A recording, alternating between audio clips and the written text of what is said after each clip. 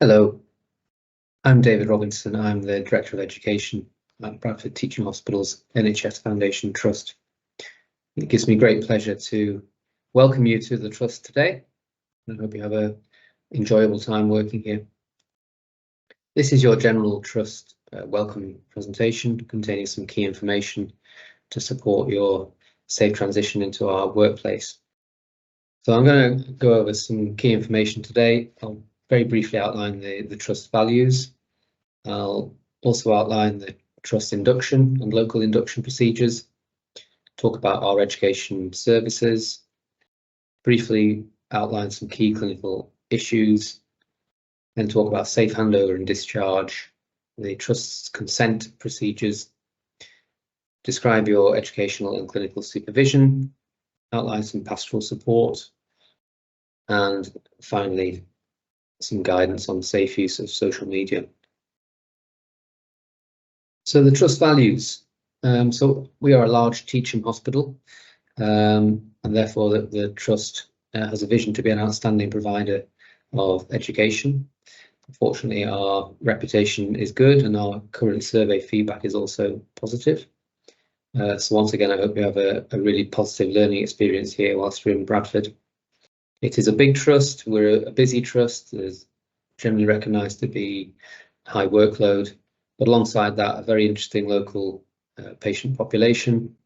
No doubt you'll see some things here in Bradford that you'd rarely see elsewhere. So there are some tremendous learning opportunities to be had whilst working in this trust.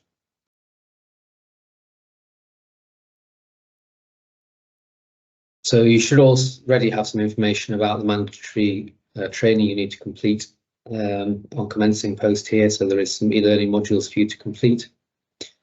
Foundation trainees also need to complete script e-learning modules, and there is EPR training also available, both e-learning and face-to-face training. So please contact our EPR training team if even after commencing work here you think you need some further training on use of EPR. We can offer additional face-to-face training sessions. Those of you who are new to the NHS or new foundation doctors may be offered some additional clinical skills training. And then after the general trust induction, you'll obviously have a specialty or local orientation where you'll meet your local teams you'll be working with and receive some information about local procedures and policies and talk about important things like rotas. So some key contacts for you. So I'm the Director of Education. I'm supported by two deputies. So Shafi Khan overlooks postgraduate medical education training and is also our Trust International Medical Graduate Lead. So he can provide additional support for doctors who are new to the NHS. Amy Ilsley is our undergraduate medical education lead. She looks after our medical students from the University of Leeds. We have a simulation training lead, Dr. Liz Jones, who works in paediatric emergency medicine. So she's overseeing our simulation centre. And Mal Gandhi, orthopaedic surgeon, is our technical skills lead. So he's overseeing the activity in the technical skills lab. We have 4 foundation training programme directors, FY1, Shafi Khan and Liz Jones, FY2, Russell Ahmed and Raghu Vinayagam. We also have college tutors amongst many specialties. So you will meet your college tutor at local induction. And then within the education team here in Fieldhouse, some key contacts. Alida Towns is the postgraduate medical education lead, and Marika Hall is the postgraduate medical education team leader. So you will undoubtedly receive lots of emails from both Alida and Marika in the course of their time here. They're a key contact. They will send out education information and other information useful for you. So please look out for their emails. We are lucky in Bradford to have some excellent education facilities. So within Fieldhouse, we have the Technical Skills Lab, where you can experience practical procedures, and there's a large number of simulators, so you can practice more complicated procedures. So lots of specialties run courses in the Technical Skills Lab. We also have drop-in sessions available if you want to come in and just use some of the equipment unsupervised, please contact our simulation team and technical skills team. And we have a simulation centre with a dedicated resuscitation area and also a mock ward area and a number of discussion rooms. So again, many specialties run courses through the simulation centre, and we're also increasingly running in situ simulation training sessions in the clinical areas. So please look out for information of these courses. Please look at the education website, which details all our courses as well. Please look out for the weekly Education Global email, again, where there are listings of all the courses running and coming up. I think it's important right from the outset that I outline the procedures for raising concerns. So, I mean, you may have some concerns while you're working with us relating to the clinical environment or relating to your education and training, and often those will overlap. So obviously we are keen for you to raise concerns if there are any. I'd rather you let us know about any concerns sooner rather than later, so that we're aware of them and we can hopefully put in place measures to address your concerns. The number of people you could contact to raise concerns.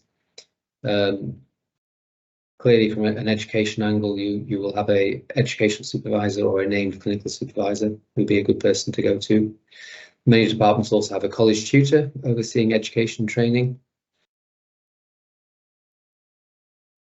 We also have, as I've outlined, foundation TPDs working in the trust. So for foundation trainees, you can raise issues with your foundation TPD. Or specialty trainees, then I hope you know who your TPD is at deanery level. They could be contacted if you have concerns. And clearly myself as well, and I'm happy to be contacted by any of you on an individual basis if you have any concerns about either your training here or your clinical experience. Or anything to do with your work here in the trust. We also have a named guardian of safe working hours, who is Dr. Jo Glaskerdine, an acute medicine consultant. So she oversees exception reporting in the trust and also chairs our junior doctor forum. Very quickly, some clinical items to identify for you and highlight. So really important that you're aware of the escalation procedures in place in the trust for deteriorating patients. So please make sure you are familiar with the NEWS escalation protocol. Therefore, you understand why members of the team working on the ward may be escalating patients to you, and you're clear about the responses that should be required depending on the NEWS score. Please make sure you're careful with prescribing medications safely. In the past, we have had medication incidents with patients, for example, who are penicillin allergic, being prescribed penicillin. Now, with the advent of the electronic patient record, the risk of this is hopefully minimised, but it's still really important that you are safe in prescribing medications and check allergy status carefully. You will see dotted around the clinical areas these posters outlining which antibiotics are safe to use in patients who are penicillin allergic. Also important that you're aware that there are anaphylaxis boxes on every crash trolley, and most clinical areas will also have hypoglycemia boxes containing all the drugs that you would need to treat hypoglycemic patients. If you're using ice, please be aware of the top left-hand corner of the screen. There may be an infection alert, which gives useful information such as history of MRSA, C. difficile, multi-resistant organisms. So please make sure you look out for that infection alert on ice.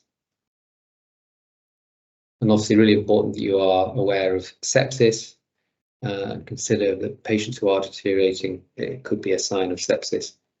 I'm not going to outline the management or identification of sepsis in detail, but obviously think about Buffalo and administrating these things within 1 hour.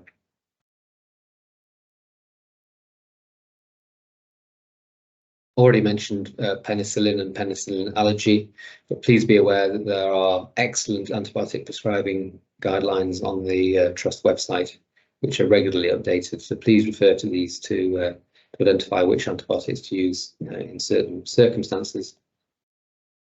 There's also a team of microbiologists who are available for advice for complicated patients.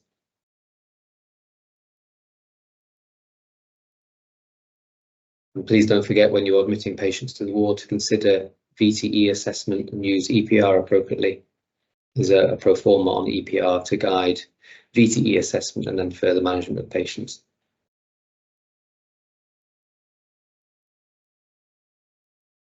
If you're involved in an incident or a complaint while you're here, then from an education point of view, we will be here to support you.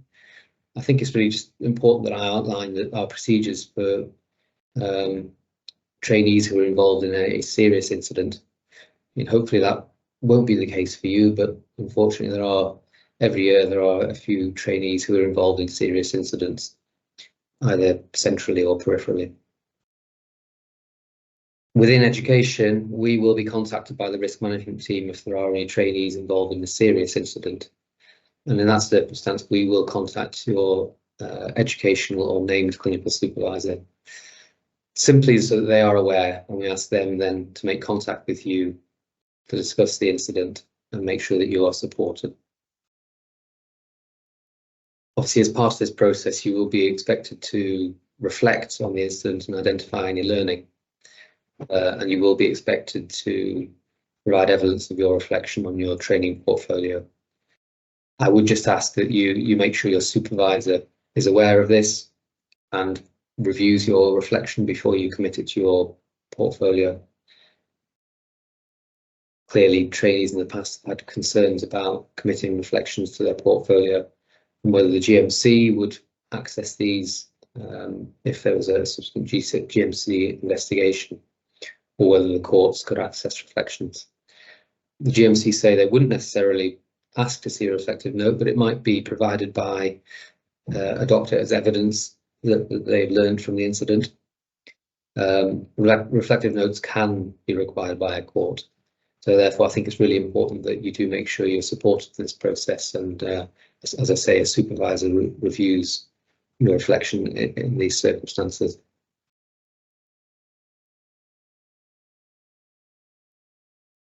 Moving on to handover, I think just simply to point out that there are different handover procedures in different areas of the trust, but there may be some areas that are still using paper handover sheets.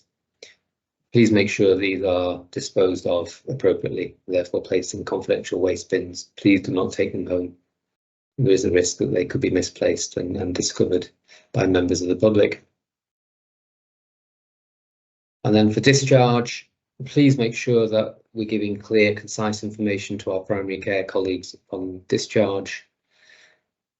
Obviously, we have increasing use of virtual wards and diagnostic virtual wards, so many investigations can be chased up locally and acted upon rather than diverting them to primary care. If we are expecting primary care colleagues to follow up investigations, then please state this clearly.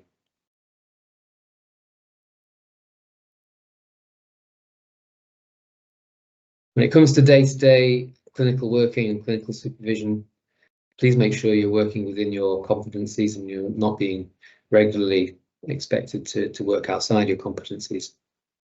If you do have concerns around this, then you must raise these concerns and escalate. So please discuss with either your local teams or the education teams if you feel that you've been asked to work outside your competencies. When you're supervising others during procedures, so if you're a specialty trainee, you may be supervising more junior colleagues. So I think you need to make sure that this is done safely. So always asking what your own experience is, whether you're the right person to supervise in this procedure, and then asking the experience of the person who's proposing to do the procedure and whether that seems to be appropriate. Again, any concerns you need to escalate within your team. The trust does have a formal consent policy, which does include, in some circumstances, for delegated consent. We have a very clear list of conditions that where this can take place with regard to foundation trainees. So this is the list of procedures that an FY1 can consent for. And this is the list of procedures that an FY2 can consent for. to consent beyond this list is a breach of the trust policy and must not be done. So you should not be pressured to do it. If you feel you are being asked to perform outside of the consent policy, then please inform the Education Department.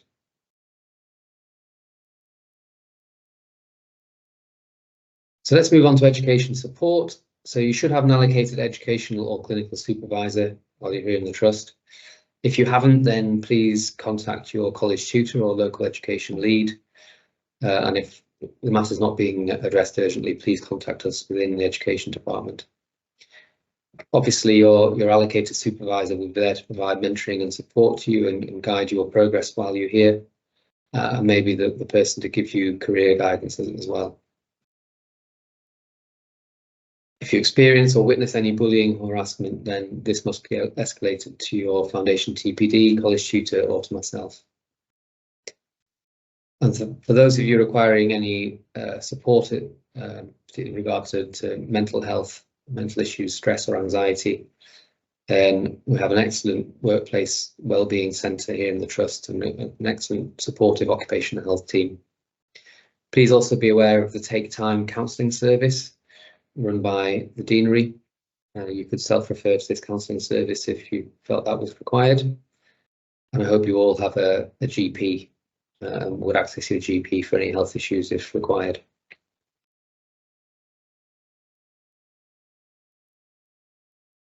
We do have a network of associate college tutors. So these are trainees with an education interest who support college tutors working in specialties. You also would act as a trainee rep and attend the Junior Doctor Forum and be involved in projects of work and education projects. So any of you who are interested in education and training and would like to consider an associate college tutor role, please contact a leader Towns. We can give you some further information. Please discuss it with your college tutor. We're happy to have many of you on board.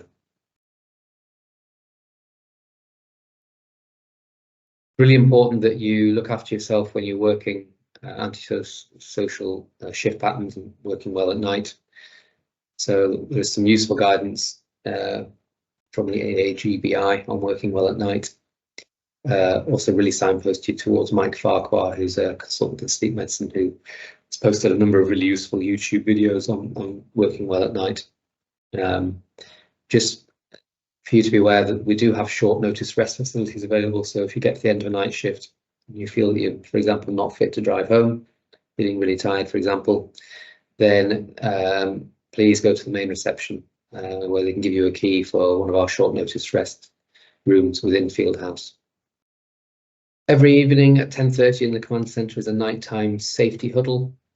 Involves teams from ICU, critical care outreach, medicine, surgery and paediatrics.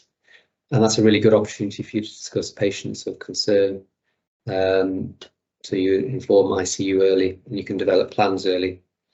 Our early evidence is that it's been really effective in improving team working, identifying deteriorating patients and preventing ICU admissions. So if you can, please attend that safety huddle at 10:30 in the command centre. Please be careful using social media. Please be aware of the updated GMC guidance on the safe use of social media. We have had some circumstances in the past where people have posted unprofessional things on social media, either about colleagues or the trust. So just make sure that you are careful in your use of social media. And coming back to what I said right at the beginning, we are a busy trust and we're aware that workloads can be high. So it's unlikely you're going to be working all the time within your comfort zone. It's a good thing that you are stretched, and that's where a lot of the learning happens.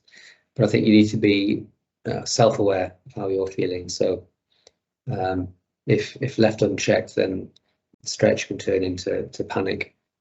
So I think just have some self-awareness of how you are feeling and how you're coping with the stresses put upon you. And if you're moving into the amber zone and towards the red zone, then please seek support, whether that be from your supervisor, colleagues, other members of the team, or us within the education department. Please reach out and make contact if you are needing support. So I hope you enjoy your time here in Bradford. Hope you make it a success and make the most of the learning opportunities available. I'm sure you're going to be professional and show respect to your colleagues and support your colleagues across the team. I hope you take the opportunities to be involved in quality improvement while you are here. Certainly our quality improvement team are very keen to support trainees in quality improvement projects. So please contact our quality improvement team if you would like some support. And every year we run a round of trainee and trainer awards. We hold a ceremony just before the main rotation at the end of July, beginning of August. So please look out for emails about the trainee and trainer awards. Please nominate colleagues and those trainers that have really helped you, and we can celebrate everyone's success. So once again, I just hope you have a really good time working here in Bradford. You make the most of all the learning opportunities. You're also aware of some of the avenues of support available to you if you need them. If there are any concerns, then please contact us within education, because we like to remedy any issues earlier if we can. So thank you very much for listening. Have a great time in Bradford, and I will see you sometime soon.